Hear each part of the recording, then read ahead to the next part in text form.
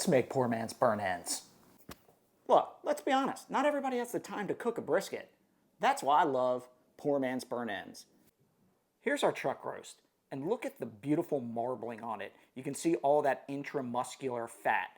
Now, what separates this from the brisket, you might ask, is essentially the brisket is two parts. It's the point, the top muscle, and the flat, which is the leaner muscle. The point has much more marbling and much more flavor. And what you're going to do on a typical brisket is separate that point from the flat. You would use the point to make the brisket burnt ends, and then you would just slice the flat and serve that brisket. Now, this really isn't much cheaper than a brisket, but where you're saving is on your time. Now, I'm going to walk you through this because you probably don't want to look at my face this whole video, so I'm going to tell you the steps really quickly. First, we're going to liberally coat our chuck roast in seasonings or your favorite rub. I'm using Stockyard Landing Chop House as my base rub, and I'm also using Stockyard Landing Grand Champ on top to give it a little bit of sweetness. Once we've set the rub, we're going to move this over to the smoker at about 250 to 275 degrees, and we're going to smoke it to 165 degrees. Then we're going to take the roast off, and we're going to wrap it back on the grill or the smoker or whatever you call it, your pellet, and get it up to a temperature of 195. We're going to take it off the smoker at that point. We're going to let it rest a little bit. Then we're going to sauce it up lightly, season it a little bit more, put it back on the smoker for 30 minutes. Let's go ahead and get this thing rubbed.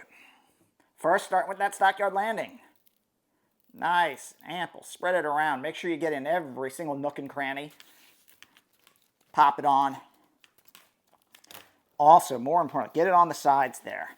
That's where a lot of that flavor's hiding out, is right there on the sides. Come here, baby, come to me. Beautiful.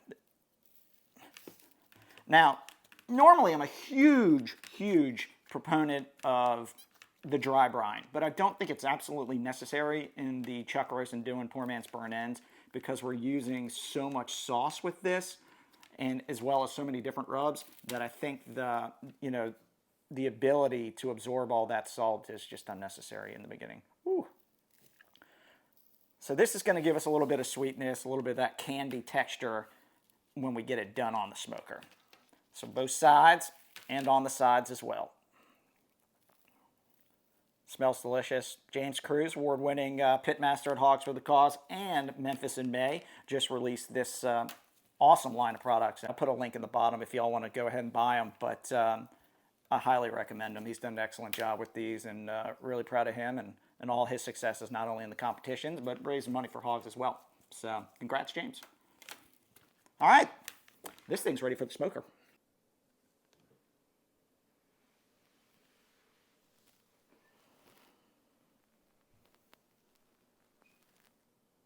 So again, we're going to smoke to 165, we're going to pull it, we're going to wrap it, we're going to smoke it some more to 195, and then we're going to take it out, chop it up, tack it up, put it back in for 30 minutes.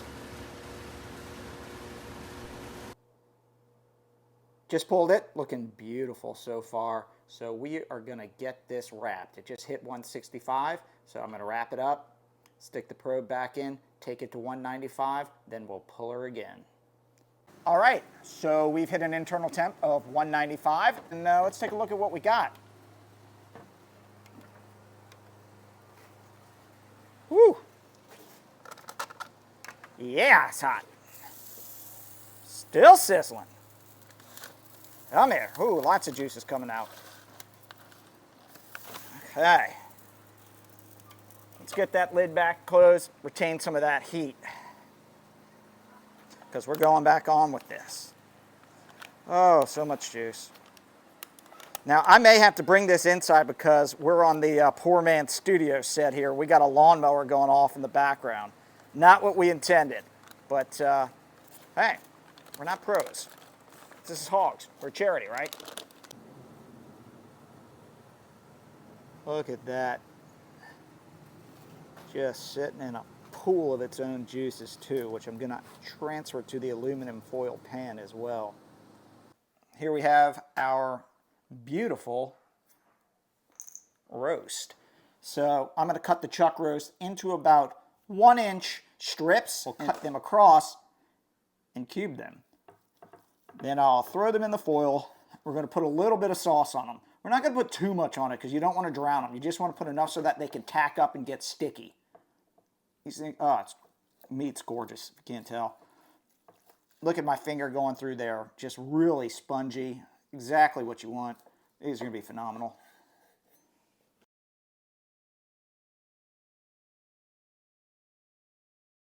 Now it's a time where we just sauce them up.